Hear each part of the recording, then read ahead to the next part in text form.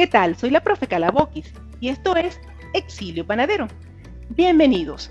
Hoy estaremos conversando acerca de los mecanismos moleculares que se dan en la formación de la red de gluten. Empecemos.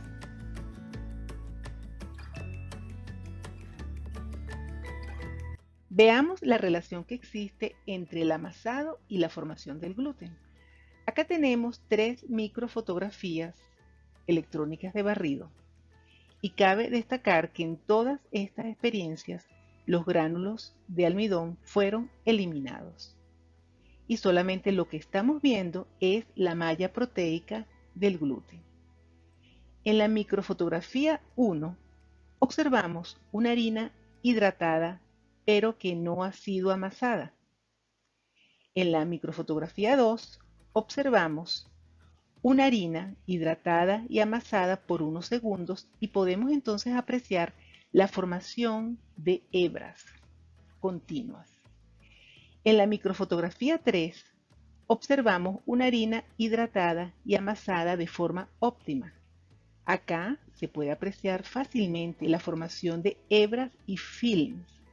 Se ve entonces la creación de una malla casi impermeable y esto permite la retención de gases durante la fermentación y la expansión durante el horneado. Veamos cómo es el desarrollo del gluten a nivel molecular. En esta gráfica tenemos la estructura molecular de una masa sometida a 3 niveles de amasado. En A tenemos una harina hidratada y a la cual fue amasada por un breve tiempo. ¿Y qué observamos? Hay un patrón muy irregular y desordenado de las cadenas que conforman el gluten. Podemos apreciar unos cuantos enlaces disulfuros y también podemos apreciar enlaces de tipo débil no covalente como interacciones hidrofóbicas y puentes de hidrógeno. Si continuamos amasando hasta llegar a un amasado óptimo, vamos entonces a ver que las cadenas que anteriormente estaban desordenadas ahora comenzaron a alinearse. Vemos entonces aquí un ordenamiento molecular donde hay múltiples enlaces de sulfuro y se han generado muchos enlaces de tipo hidrógeno e interacciones hidrofóbicas que son enlaces débiles no covalentes. Sin lugar a dudas, ambos enlaces, tanto covalentes como no covalentes, permiten entonces la estabilidad de toda esta estructura. ¿Qué sucede si esta masa la sobreamasamos? Entonces vamos a generar un caos molecular. Aquí podemos apreciar que muchos de los enlaces de tipo hidrógeno se han perdido, así como también de las interacciones hidrofóbicas. Y además aquí podemos notar la ruptura de muchos enlaces disulfuro. Cuando un enlace disulfuro se rompe, entonces el átomo de azufre adquiere un átomo de hidrógeno. Y de esta manera entonces se dan las reacciones de reducción. Acá básicamente lo que se puede apreciar es que se ha perdido la alineación de las moléculas. Esto es una malla proteica desorganizada que ha perdido fuerza, coherencia y estabilidad. Y en resumen, ¿qué podemos decir? Que una masa comienza entonces sin tener un orden molecular, pasa a una masa ordenada cuando hacemos un amasado óptimo y si no sobrepasamos, volvemos entonces a un estado de desorden y caos molecular. Veamos el efecto que tiene la hidratación sobre la formación del gluten. En el año 1999, Belton y colaboradores realizaron una investigación novedosa y ambiciosa del gluten empleando resonancia magnética nuclear y espectroscopía infrarroja. ¿Y qué demostraron? En primer lugar, que los enlaces disulfuro proveen el esqueleto elástico del gluten, pero que no explica de manera completa las propiedades biomecánicas de esta molécula. Y en segundo lugar, estos análisis demostraron que los enlaces no covalentes de hidrógeno entre los aminoácidos que están formando parte de esa cadena, principalmente la glutamina, son importantes para la estabilidad de esta molécula.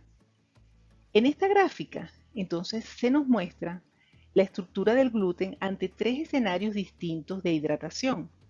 En A, una masa que está pobremente hidratada, en B una masa con una hidratación intermedia y en C una masa con alta hidratación. ¿Y cuáles son las diferencias entre estos tres?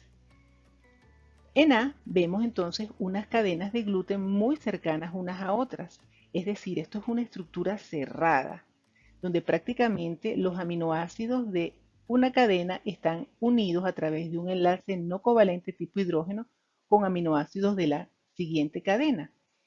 Principalmente los aminoácidos llamados glutamina, denotados por la letra Q, son los que participan, ya sea haciendo entonces enlaces entre ellos mismos como también con otro tipo de aminoácidos.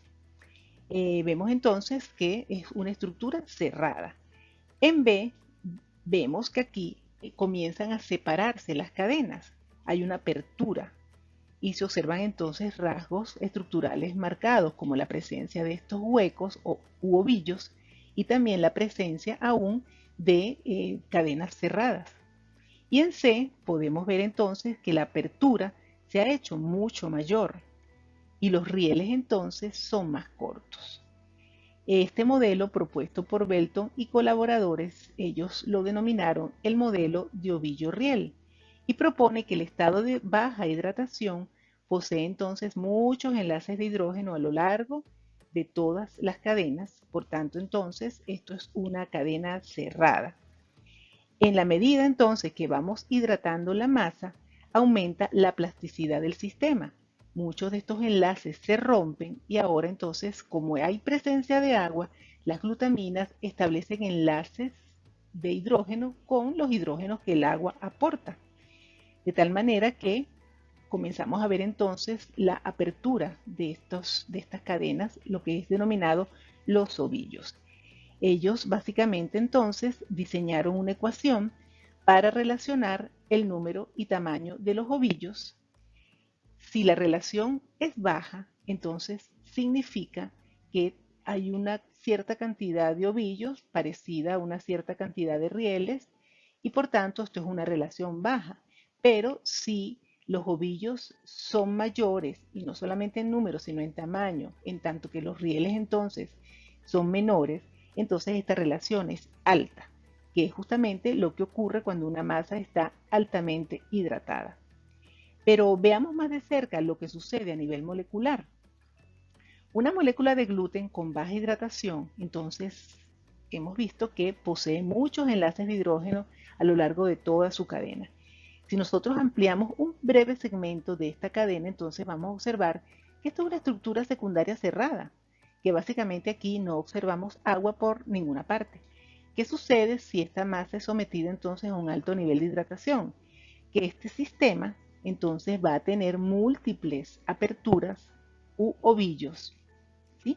Las cadenas se separan y cuando nosotros entonces observamos un aumento de una porción de esta molécula, podemos apreciar perfectamente cómo entonces estas cadenas están rodeadas de moléculas de agua en toda su extensión. De tal manera que, sin lugar a dudas, una masa hidratada es una masa que va a tener flexibilidad y movimiento. Una masa pasa de tener una estructura tipo espuma cuando está cruda a una estructura tipo esponja cuando está cocida. Al final del amasado, ¿qué podemos observar? Que bueno, existen un número de celdas muy pequeñas inmersas en una matriz proteína almidón. Cuando termina entonces el proceso de fermentación, vamos a ver lo siguiente, que cada una de estas celdas ha aumentado considerablemente de tamaño y por supuesto siguen inmersas en la matriz proteína almidón. Este hinchado, este crecimiento de estas celdas es posible debido al trabajo que hacen las levaduras, ya que ellas al metabolizar la glucosa producen CO2 y el CO2 es el gas que queda retenido y que infla entonces estas aperturas. Posteriormente, la masa entonces será llevada al horno para obtener el producto panadero. ¿Y qué sucede cuando esa masa entra en el horno? En primer lugar, la levadura va a inactivarse a los 56 grados centígrados, lo que significa que ya va a cesar la producción de CO2. En segundo lugar, los almidones van a gelatinizarse aproximadamente a 60 grados centígrados. Y en tercer lugar, va a haber un incremento en la fuerza de tensión en la matriz proteína-almidón. Y esto es debido justamente a la gelatinización de estos almidones, ya que estos almidones ya no van a estar fluidos, sino que van a pasar a tener una estructura rígida. De tal manera que cuando esto sucede, entonces va a haber la ruptura de estas celdas y van a quedar entonces todas interconectadas. Entonces, al romperse la matriz, va a haber pérdida de gas. Entonces, aquí lo que estamos viendo es la transformación estructural de la masa durante el proceso de elaboración de un pan. Finalmente, viendo todo esto a una gran escala, entonces acá podemos apreciar una microscopía electrónica de barrido de una rodaja de pan que ha tenido una hidratación óptima.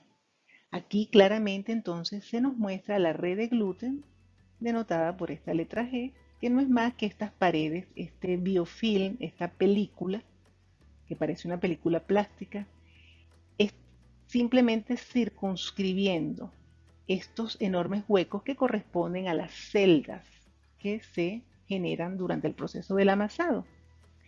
Entonces acá vemos, bueno, que básicamente una masa entonces está formada por celdas de gas que están circunscrita por una película de gluten.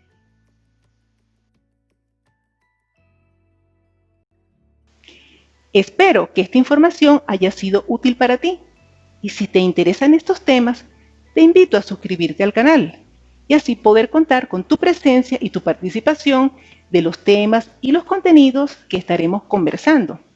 Nos vemos en una próxima entrega recién salida del horno. Gracias.